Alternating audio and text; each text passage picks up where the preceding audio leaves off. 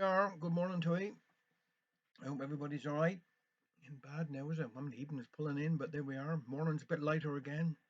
Everything's a positive. It's quite warm out, really. Quite warm for Monday. But there we are. Get the washing done. I suppose it'll be all right. Now, I only got one birthday today. Great friend of mine. I went to school with him, so he's the same age as me now. David Allen. Up there, up Camber. So have a nice day, boy, and enjoy yourself. Now, I'm very fortunate to being involved invited and do a few stories on thing by the Cornish Voices Dialect Project.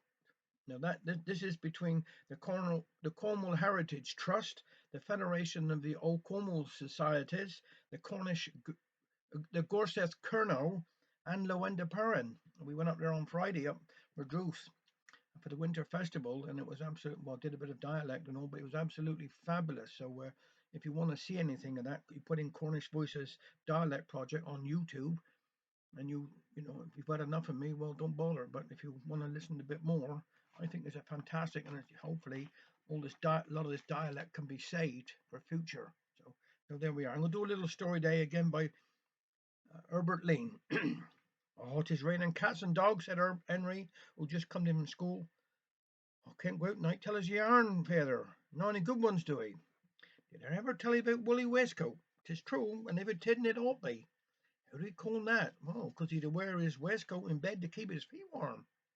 Well, he used to have one of their cutthroat razors and was shaving when the cat jumped up on the table and scat over the jug of milk. It's frightening, and turning round quickly, still holding the razor in his hand, and cut off a tip of his nose. When he seed what he'd done, he left the razor fall out of his hand, and having no boots on, he fell on and cut off the top of his big toe. By this time he was hollering for help. I've killed myself. I know I have. And in incitement, he stuck the piece of his toe on his nose and the tip of his nose on his toe. Now, strange to say, they both stuck.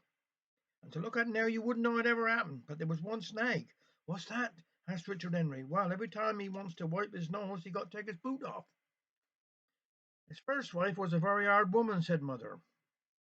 Afraid of his life, he was of her, and to tell you the truth, I believe he was glad when she died. Howsoever, one many days before he was running round a flighty piece from up Church Town, and an eye to business she did. Nice little house, and all I wanted when they was getting married. Better make up your mind quick, says she. There's other pebbles on the beach. I'm afraid, said the reply. Mary Ann told me if I ever got married again, she would scratch her way up again and haunt me. That's daft. She's dead, and I aren't. Yeah, but you don't know Mary Ann like I do. What she said she'd do, she'd do. She would do. In the end, she had her way, like most women do.